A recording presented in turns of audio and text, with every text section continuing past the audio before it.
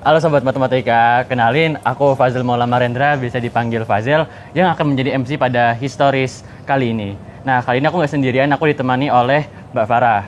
Halo, kenalin aku Felicia Pradika, bisa panggil Farah, dan aku akan menemani Fazil di episode Historis kali ini.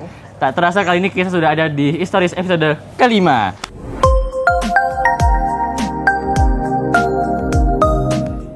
Sebelum itu, apa itu Historis? Historis atau Himatika on Stories adalah suatu proker berupa wawancara berbagi kisah inspiratif warga Himatika, spesial untuk pendengar Sobat Matematika. Nah, di Historis kali ini akan mengangkat tema mahasiswa berprestasi, di mana mahasiswa matematika itu tidak hanya terpaku di rumus, angka, dan segalanya, tetapi kita juga bisa berprestasi di bidang selain matematika seperti IT, terus berkarya dan punya pengaruh hingga nasional. Karena di episode spesial kali ini kita kedatangan seorang tamu yang namanya udah nggak asing lagi di dunia kompetisi IT. Beliau adalah mahasiswa berprestasi Matematika ITS 2025, award di beasiswa nasional dan juga juara kompetisi di bidang teknologi dengan tingkat nasional. Nah, beliau adalah Komang Riyandi Suandita dari STI 56. Mari kita jemput.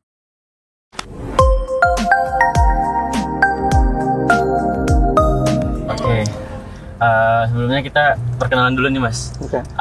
Aku Fazil Maula Marendra, bisa dipanggil Fazil. Aku dari STI 58.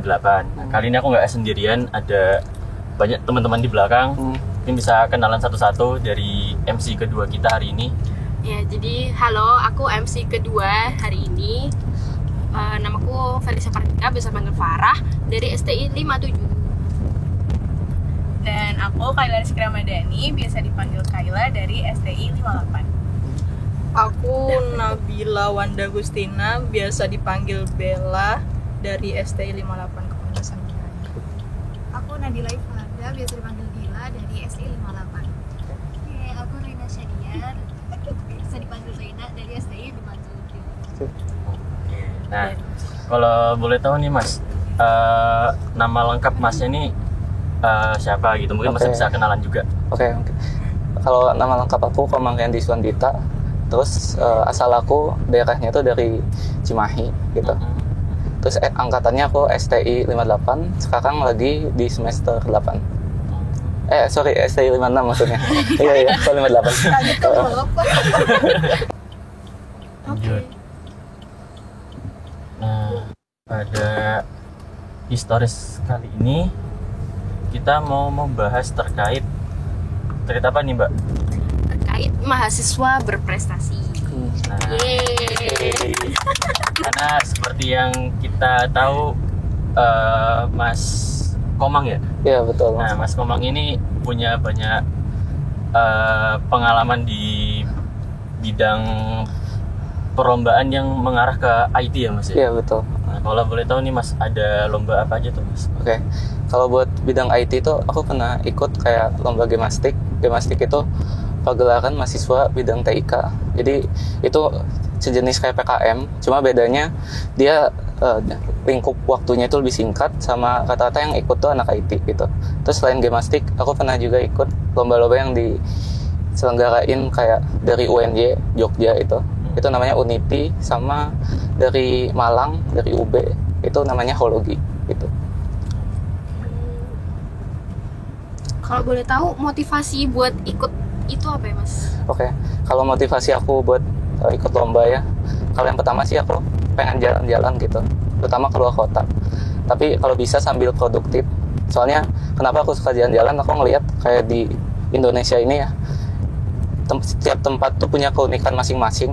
Contohnya aja kayak di Banyuwangi gitu ya. Banyuwangi kita nyebrang sedikit 1 kilo, 2 kilo, sampai 10 kilo tuh udah nyampe Bali. Yang mana tempatnya itu udah beda total dari sisi sosial maupun budayanya gitu. Jadi aku mikir pas waktu kuliah tuh gimana caranya aku bisa jalan-jalan tapi bisa sambil produktif juga gitu. Jadi caranya dengan lomba. Tapi karena selama aku lomba ini nggak pernah dapat pembiayaan buat transportasinya gitu. Jadi aku nyari yang dekat-dekat aja. Mungkin di Malang atau di Jogja gitu sih. Jadi aku nggak pernah ada pikiran gua kasih duit 800.000, coba lu buktiin bisa apa aja selama kuliah gitu. IPK-nya juga harus dipertahanin di atas 3 gitu, kalau nggak salah tiap semesternya gitu sih. Oke. susah nggak Mas mempertahankan IPK 3, Menurut aku susah sih. Karena aku kalau udah berusaha gitu ya di akademik nggak bisa dapet A gitu atau kenapa, antara A atau AB, antara itu tuh susah. Jadi mentok-mentok aku biasanya B gitu.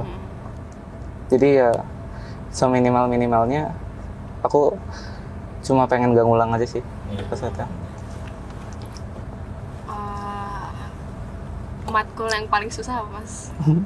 Matkul ya yang berhubungan dengan aljabar dan analisis. Setuju.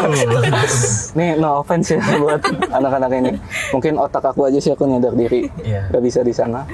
Tapi emang itu jadi salah satu yang paling matkul yang paling susah. Oke, benar. Terus habis itu highlight lainnya yang luar biasa itu kan keterlibatan Mas di Bangkit Academy 2024 batch 2. Oke. Jadi salah satu dari 200 lulusan terbaik dari ribuan peserta. Nah, bisa diceritain sedikit dong Mas tentang perjalanan di Bangkit, terutama waktu jadi project manager of Exploria platform. Oke, kalau masih ada? Enggak Oh, aman. enggak, ya. Kirain masih ada, sorry. Nah, kalau Halo Bangkit itu kan aku pas itu ikut semester 7. Sebenarnya kalau dari anak matematika sendiri lumayan banyak yang ikut, ada sekitar puluhan. Dan Bangkit itu punya mitra beberapa kampus gitu, salah satunya top-top kampus di Indonesia. Dan ITS masuk gitu. Jadi menurut aku buat masuk Bangkit itu gak terlalu sulit banget ya buat daftarnya gitu. Karena ITS sudah jadi kampus prioritas di Bangkit gitu. Kalau pas aku jadi project manager di Exploria itu, jadi itu adalah syarat kelulusan buat Bangkit. Kita itu bikin yang namanya tuh capstone project. Itu sebenarnya kayak gemastik lagi, teknologi lagi. Kita buat aplikasi yang nyesuaiin sama kebutuhan tema-tema yang ada di Bangkit gitu. Itu kita ngebuat aplikasi, karena aku suka jalan-jalan gitu ya. Temanya pas itu aplikasi pariwisata gitu. Semacam mirip Traveloka gitu. Jadi bisa ngasih rekomendasi tempat wisata apa yang cocok sesuai sama preferensi penggunanya gitu. Nah, kalau buat timnya, aku tuh dulu kan nyari tim tuh ada dapat anak ITS, anak ITERA, Sumatera, sama anak ITK gitu. Jadi di Bangkit ini memang selain belajar teknikal, juga belajar soft skill dan bertemu orang-orang yang ada di seluruh Indonesia gitu. Buat tantangannya sendiri sih, karena menjadi project manager, kita kan harus bertanggung jawab sama aplikasi yang dikembangkan gitu ya. Kalau misalnya ada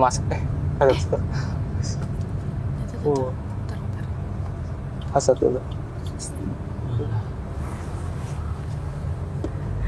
Sampai mana tadi? Jadi sampai tantangan jadi project manager. Oh iya, tantangan dari project manager ya. Ya itu kan kita harus tanggung jawab sama produknya ya.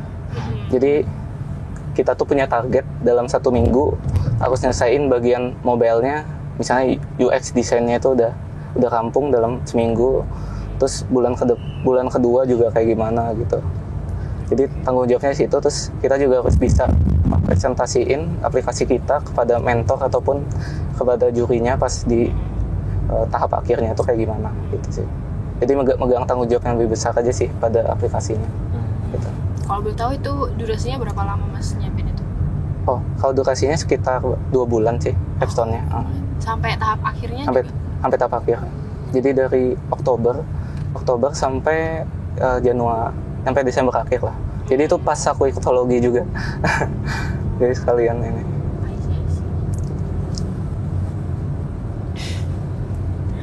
Terus baru-baru ini kan Mas juga magang sebagai data analyst di DPM PTSP DKI Jakarta.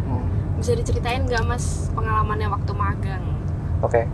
Kalau buat ini pas waktu aku magang sebenarnya itu syarat dari kurikulum matematika ITS ya. Buat anak semester 7 itu tapi sebenarnya gak harus semester 7 juga. Itu kan ada yang namanya kerja praktek ya. Gitu. Jadi ya magang sama kerja praktek sebenarnya beda, cuma anggap aja lah sama.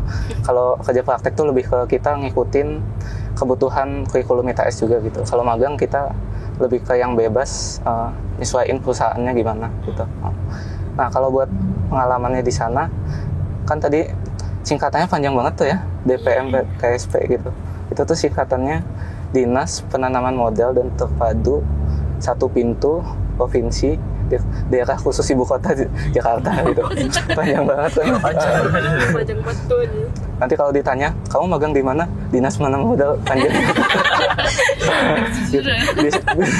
Biasanya disingkatnya Satu Pintu aja cukup sih. Gitu. Satu Pintu. Jadi itu kedinasan yang melayani perizinan masyarakat gitu.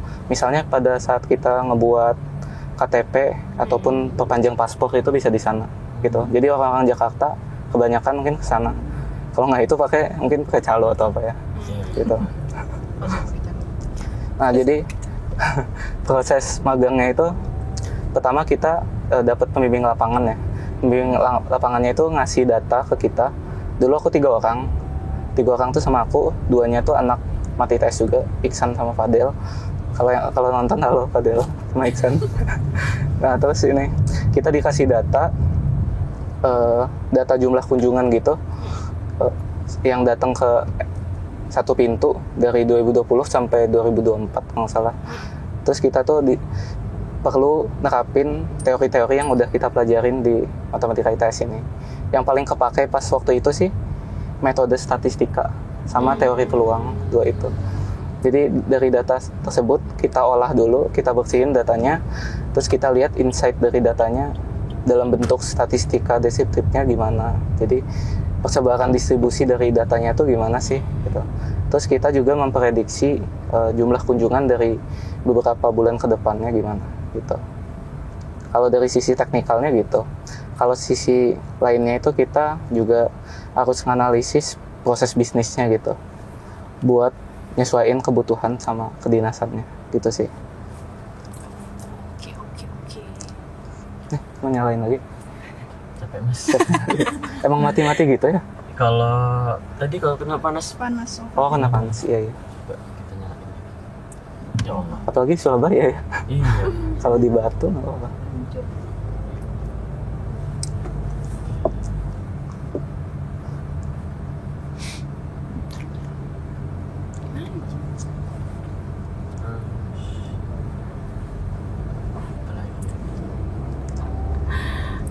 Mas, kan kita tadi udah tanya-tanya tentang prestasi, tentang magangnya, beasiswa. Terus aku lihat LinkedIn-nya Mas Komeng nih rapi gitu.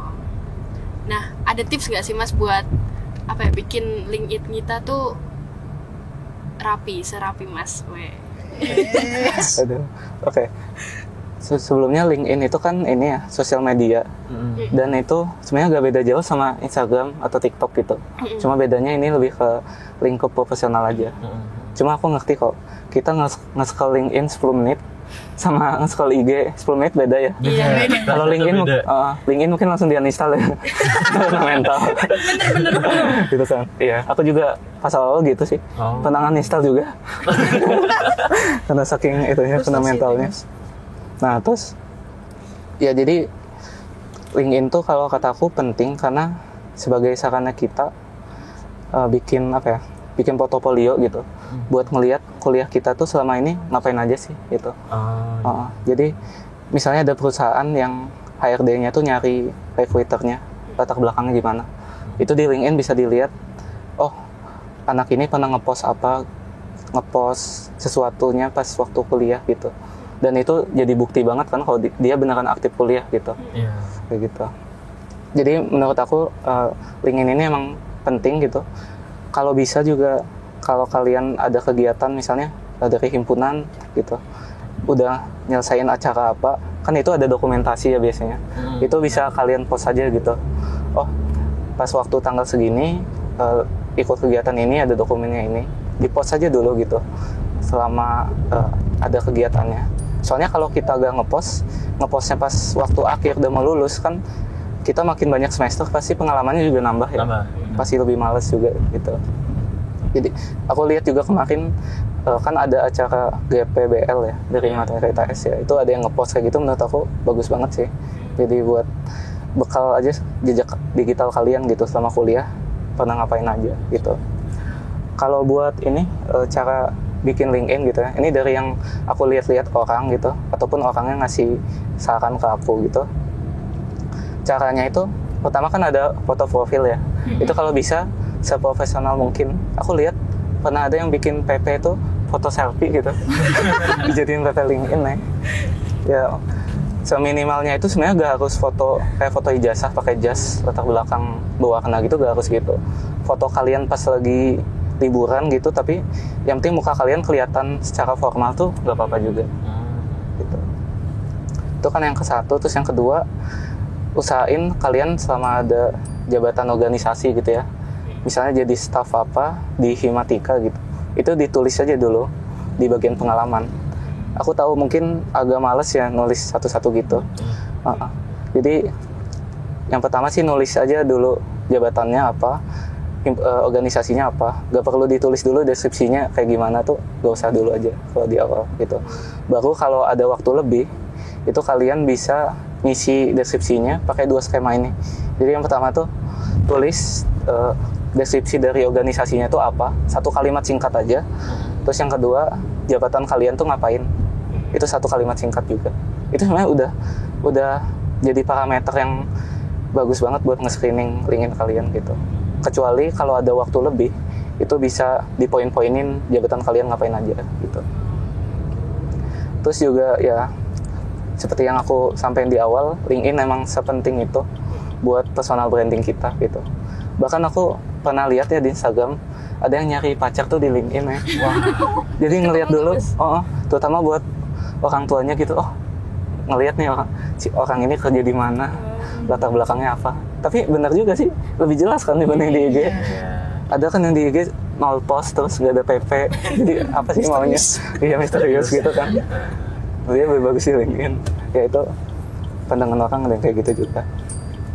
Jadi selama masih ada waktu sekarang, bisa ditulis dikit-dikit gitu pengalaman kalian. Karena nanti kalau pas udah semester akhir, bisa kelupaan pengalaman kalian tuh apa aja, yang mana sayang banget gitu. Kalau di CV kan kita terbatas ya, masukin pengalaman cuma boleh 1 atau 2 lembar aja gitu. Kalau di LinkedIn kita bebas, jadi ditulis aja dulu di LinkedIn. Bisa lebih ngedetailin lebih detailin. Iya betul dia.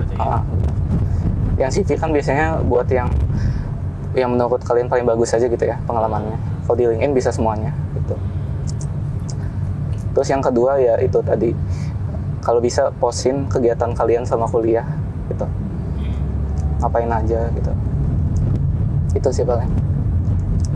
Itu berarti pengalamannya dari SMA atau dari kuliah aja Mas? Kalau pengalaman, aku baru ngerapiinnya itu dari semester 4 sih. Jadi pas semester 4 ke bawah kosong juga sih. Aku dikasih tahu dari temannya sih cara ininya gimana.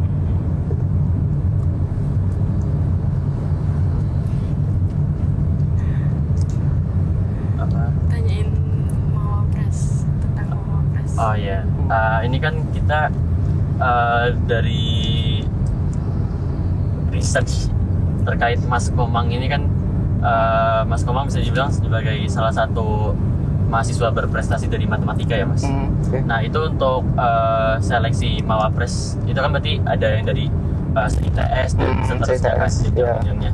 Itu kalau boleh tahu tahapan seleksinya itu kayak gimana ya Mas? Kayak apa aja yang dibutuhkan dan penilaiannya itu kayak gimana gitu? Oke. Kalau dulu sih tahapan pertama tuh dari departemen itu ngedelegasiin gitu ke lingkup ITS ya. Pas itu aku syarat-syaratnya tuh kayak punya prestasi Kemendikbud gitu, lomba Kemendikbud nasional, terus kayak beasiswa gitu. Bahkan IPK kalau nggak salah nggak ada deh ditulis atau apa. Jadi lebih ke prestasi selama kuliah aja apa aja gitu. Cuma karena masih banyak gitu di ITS yang jauh lebih dari aku gitu ya, karena prestasi mereka tuh kayak nyampe internasional gitu lah, sampai magangnya pun banyak gitu. Jadi aku cuma nyampe lingkup di departemen aja gitu delegasinya. Jadi tahapan selanjutnya setelah dari departemen tuh kayak kita bikin presentasi karya kita. Tapi aku belum sampai sana, jadi udah nggak lolos pas di tahap ITS-nya gitu. Cuma nyampe departemen aja gitu. Berarti tuh ngerjain project gitu Kak Mas, iya, presentasinya gitu. Iya kayak project gitu, kayak bikin PPT, kayak pitching gitu lah. Kita nge-inovasiin project kita gimana gitu.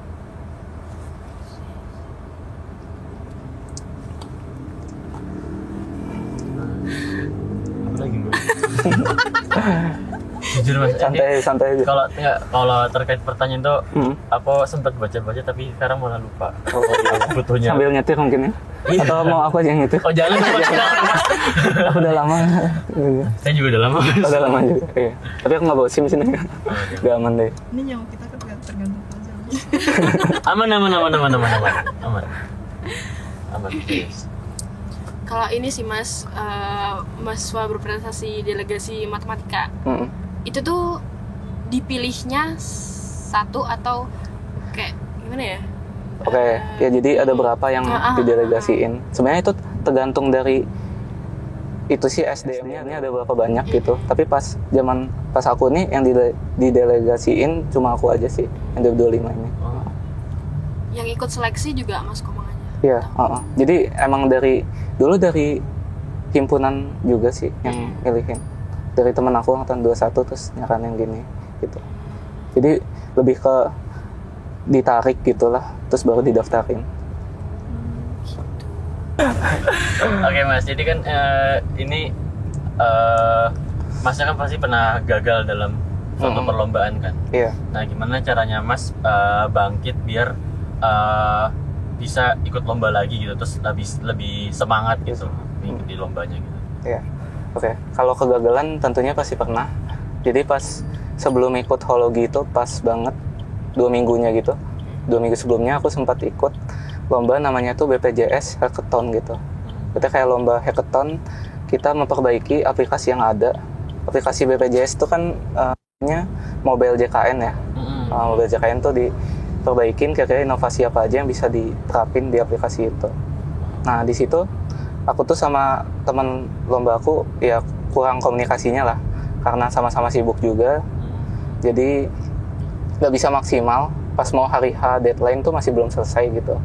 Jadi ya udah ketebak gitu hasilnya, ya gak lolos finalnya. Sampai ada tulisan di email tuh kayak selamat Anda tidak lolos.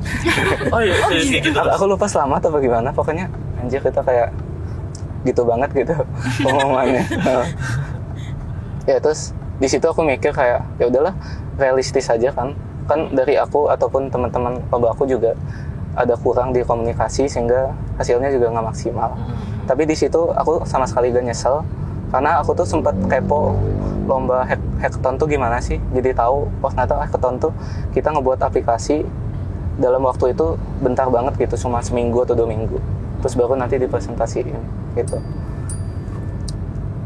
Jadi ya cara aku biar bangkit itu aku gak nyesel aja sih dari pengalaman itu. Itu jadi bekal aku buat pencapaian setelah itu gitu. Kalau boleh tahu itu kan cuma apa sih? Durasinya bentar kan mas? Bentar ya. Itu tuh ada pembagian job desk gitu kan buat anggota kelompok? Ya, kalau buat pembagiannya ada sih. Jadi ada yang ngedesain aplikasinya, ada yang bikin sisi bisnisnya gimana gitu. Sebenarnya kalau yang susahnya waktu itu sih lebih ke waktu aja sih. Jadi udah dibagi nih anak A ngerjain apa, cuma karena waktunya kurang gitu ya, sambil kuliah juga kan, jadi gak selesai di sana gitu. Jadi komunikasi tetap nomor 1 kalau di project atau lomba gitu. Kalau mas kebagian di apa? Kalau aku dulu di bagian ini ya, bisnisnya. Dari sisi aplikasinya, bisnis modelnya gimana gitu.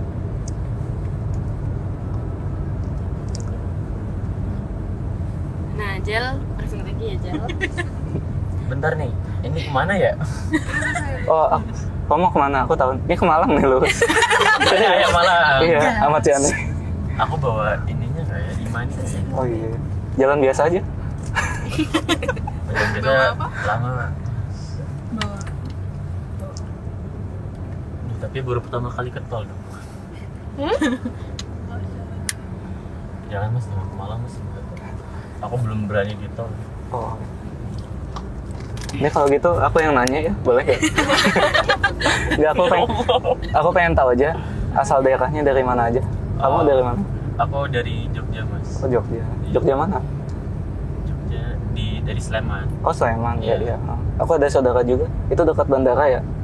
Kalau Sleman tuh luas, Adi, Mas. oh luas ya. Iya, jadi kalau aku itu lebih arah Gunung Merapi. Oh Gunung Merapi, iya. Kelihatan orang Jogjanya nggak mas? Gak kelihatan sih. Lebih ke orang mana mas? Aku kira Surabaya. Mas, aku nggak Jogja, di ya. Surabaya. Kalau aku dulu pernah ke saudara, agak sering juga sih dekat Candi Prambanan. Itu Sleman ya? Itu udah Prambanan itu mau ke Magelang. Magelang, iya. Kalau yang lainnya dari mana aja? Kalau aku dari Salatiga. Salatiga. Jangan ketawa. Ya ampun ada kamera loh Jel. Maaf. Kamu? Jod? Aku dari Tangerang Selatan. Oh iya, udah tadi ya. Udah nanya aku tadi. Terus yang Oh dari Bangkalan. Pangkalan anak ya. Terus Aku dari Jombang. dari mana? Jombang. Oh Jombang ya. Asli Surabaya mas kalau yang Kalau yang satunya asli. Oh saya Surabaya. Ori. Oke. Dia kebanyakan antara Jawa Timur, Jawa Tengah ya, Iya. sama Jogja. Mas kok milih ITS mas? Karena gak terima ITB. Jawaban paling singkat dan ini. Kok Aku kan dari Cimahi ya. Dari Cimahi itu deket enggak, gitu. kita lulus tuh hijau. Dia mau kanan ya? Oh ya kan. Ya Allah. Sensor. Sabar. Ya Allah. Sabar. Bang. Gila, udah kayak naik motor ya di depan ini. Enggak Bener sih. ngeliat kayaknya Dia nggak berhenti di zebra cross sih dari depannya.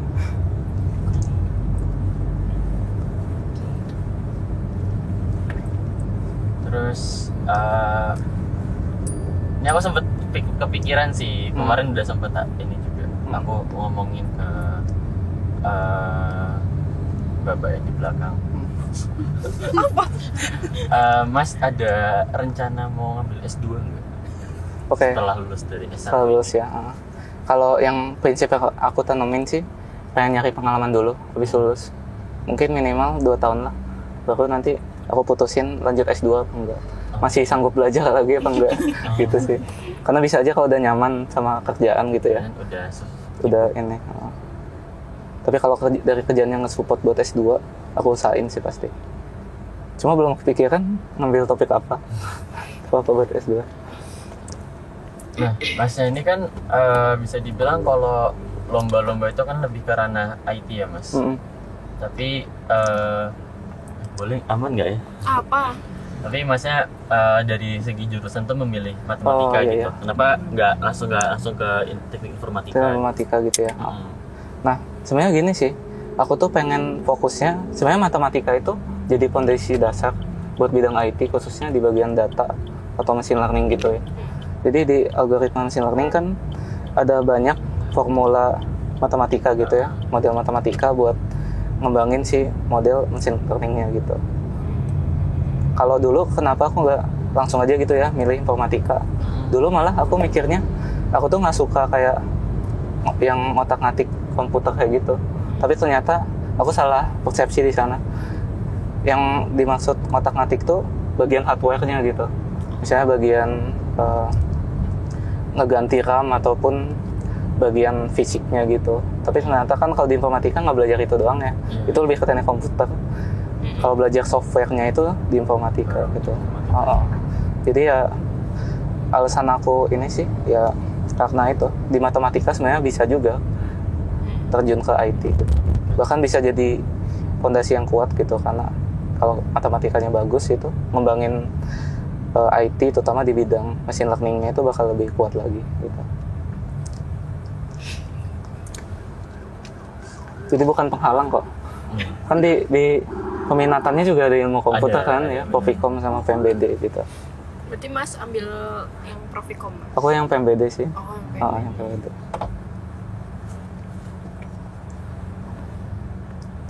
Matkul-matkul di PMBD ini susah nggak nih, Mas? Soalnya kan buat ini buat anak 23, 24 dan ya. angkatan-angkatan seterusnya kan juga mereka belum ini kan. Utamanya di angkatan 23 Iya, sama belum pernah ngambil belum matkul bisa. pilihan. Menurut aku susah, ya susah sih. Yang paling susah Mas? kayaknya nggak ada yang gampang deh. Gitu. Gimana ya? Gak. Pasti bisa kok, pasti bisa. Matkulnya itu kan kayak ada kecerdasan tiruan, pengantar sains data gitu. Lebih ke mungkin harus ngebiasain pakai toolsnya gitu sih. Kayak bahasa Python sama Colab gitu buat ininya, notebooknya gitu. Kalau udah kayak gitu bisa sih, soalnya sumber belajarnya juga banyak di internet gitu. Tapi kalau susah, tetap susah sih. Aku pas EAS juga ngangong. Ini ngerjain apa sih?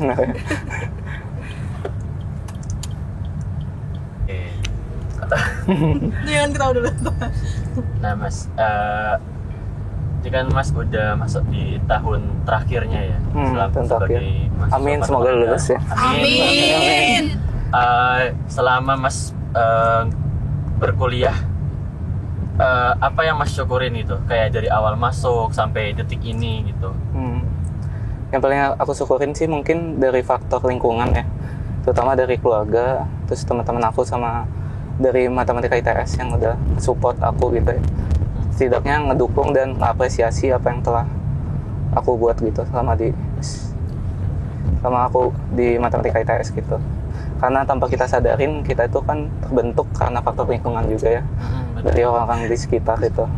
Kita itu sampai saat ini pun bisa berubah gitu ya, diri kita kalau misalnya beda orang gitu. Di lingkungan sekitar kita tuh kayak gimana tuh bisa berubah gitu. Jadi aku bersyukur aja pada lingkungan sama pada Tuhan juga yang udah ngelancarin pengalaman aku selama ikut kegiatan gitu sih.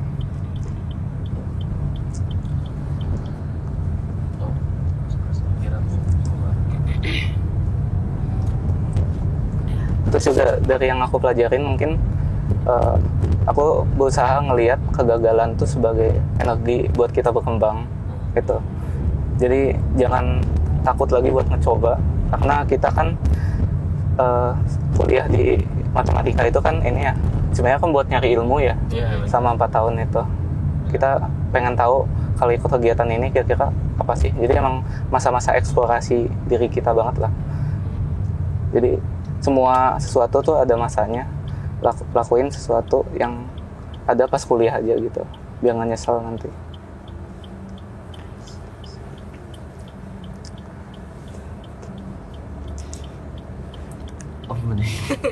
Kesan-kesan. Pesan-kesan Mas Komang selama berkuliah di matematika ITS ini apa Mas? Pesan-pesannya. Oke, sebelumnya aku kan mahasiswa juga ya, jadi butuh motivasi juga sama support system gitu. Tapi kalau dari yang boleh aku bilang sih cuma satu, selesaiin kuliahnya buat semuanya termasuk aku. Gitu. Karena semua yang milih matematika ITS pastinya kan dengan kesadaran penuh milih matematika ITS sebagai pilihan dia untuk menempuh sarjana kan gitu. Jadi tanggung jawabin apa yang udah kalian pilih gitu. Jangan sampai kalian tuh nyanyain apa yang udah kalian pilih selama 4 tahun ke depan. Karena pada hakikatnya kan S1 tuh cuma sekali dalam seumur hidup kan. Gitu.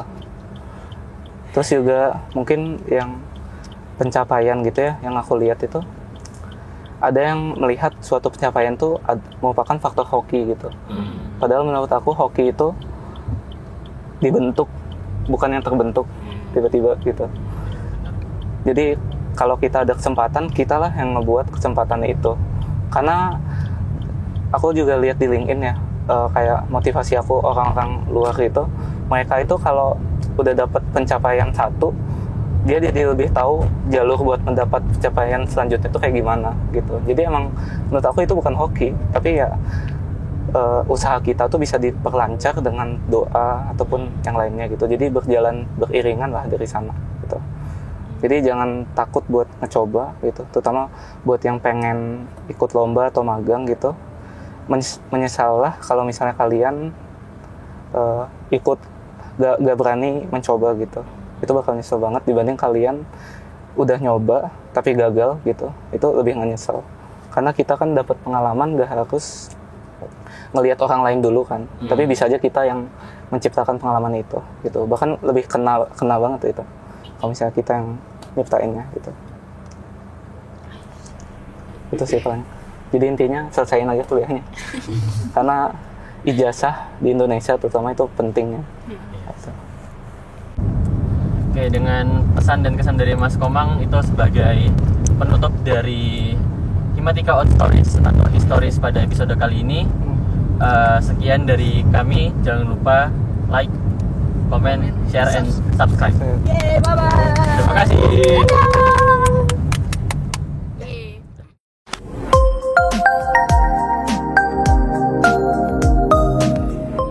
Hai guys. Halo. Jadi hari ini kita mau running proker kita. Yeay. Kadep hilang. Oh iya. MC kita yang mau nyoba nyetir pertama kali.